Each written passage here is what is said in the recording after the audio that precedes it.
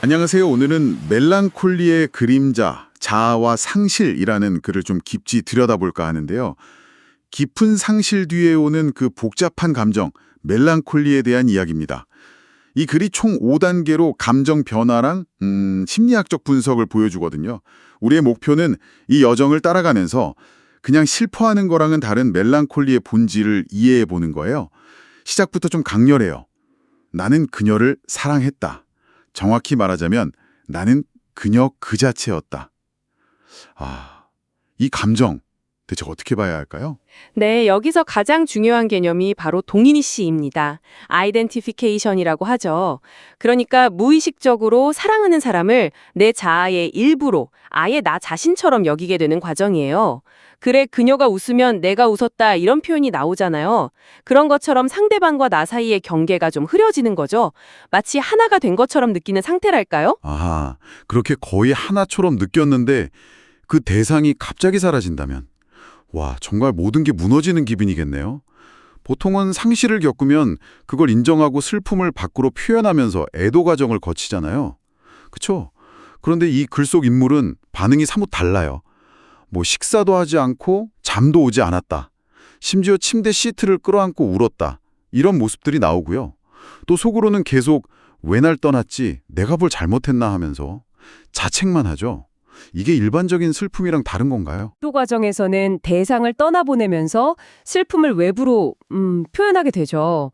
하지만 멜랑콜리는 좀 다른 길을 가요. 상실한 대상을 떠나보내질 못하고 오히려 자기 안으로 이렇게 끌어들입니다. 이걸 심리학에서는 내사, 인트로젝션이라고 부르거든요. 그러니까 떠난 사람을 내 안에 계속 품고 있으면서 그 사람을 향한 어떤 분노나 원망 같은 부정적인 감정이 있잖아요. 그걸 고스란히 자기 자신에게로 돌리는 거예요. 스스로를 막 상처 입히는 거죠. 그러니까 떠난 그 사람이 밉고 원망스럽기도 한데 차마 그 감정을 겉으로 드러내지는 못하는 거군요. 왜냐하면 여전히 그 사람을 깊이 사랑했으니까요. 맞습니다. 사랑과 미움이 뒤섞여 있는 거죠.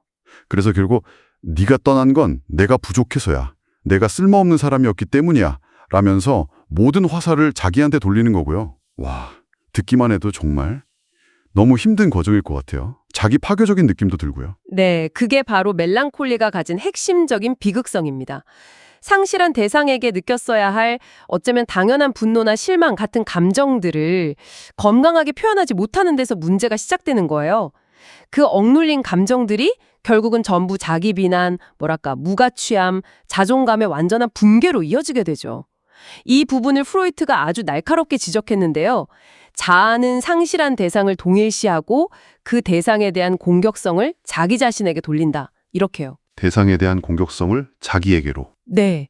결국 내가 그녀였는데 그녀가 나를 버렸으니 이건 내가 나 자신을 버린 것과 같다. 이런 생각에 사로잡히는 겁니다.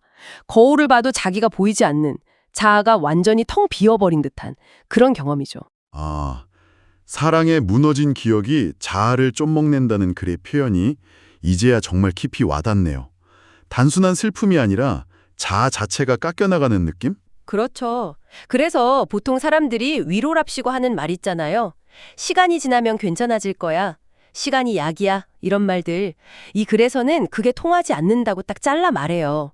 이건 시간이 아니라 존재가 부서진 문제니까. 존재가 부서진 문제다. 네, 이 지점이 정말 중요합니다. 그냥 시간만 흐른다고 저절로 해결될 그런 슬픔이 아니라는 거죠. 결국에는 그토록 미워하고 원망했던 대상이 사실은 자기 자신을 향한 미움이었다는 걸 깨닫게 되는 그런 과정인 거네요. 맞습니다.